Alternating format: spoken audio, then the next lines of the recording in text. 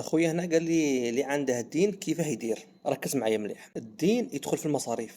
الدين يدخل في المصاريف تاعك. صحيح. وانا لما قلت اقترحت 70% هو اقتراح فقط، يعني يختلف كل واحد ويقدر يدير نسبة المصاريف حسب الشهرية تاعه وحسب مصاريفه. كان اللي يدير 80، كان اللي يدير 70، كان اللي يدير 60، كان اللي يدير 50.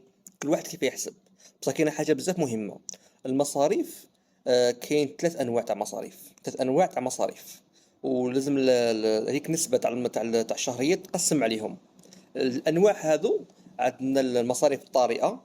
عندنا المصاريف الضرورية. وعندنا المصاريف الكمالية. نبدأ بالمصاريف الضرورية. تدخل فيها الإيجار إذا كنت كاري.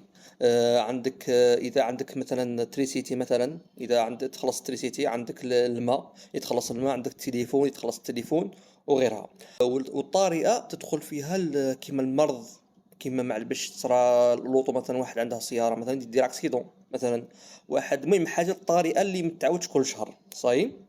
وعندنا الكماليه مثلا كيما التحواس، الامور اللي ماشي ضروريه، يعني كاع اللي ماشي ضروري يدخل في الكمالي. انت واش دير؟ تبقى تلعب بهذو النسب صاي. صح الدين هذا اذا كان مثلا واحد سلف مبلغ كبير ويرد بالاقساط، يعني كل شهر يرد نسبه معينه. هذا يدخل الدين تاعه في المصاريف الضروريه.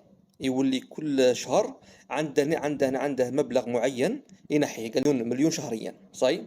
صح قال واحد لا، واحد سلف مثلا، نقولوا تسلف، مش عارف تسلف 400 ألف من عند صاحبه مثلا، الله غالب شهريته ما كفاتش فتسلف 400 ألف صاي. ولا صرا المهم تسلف 400 ألف، ما يهمش عايش تسلف. فهذه 400 ألف راح تردها له، يقول لك الشهر الجاي ردها لي. انت واش دير لما دير الميزانيه تاع الشهر الجاي؟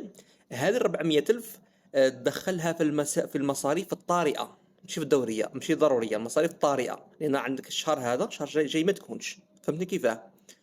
هكذا يكون التقسيم تاعها.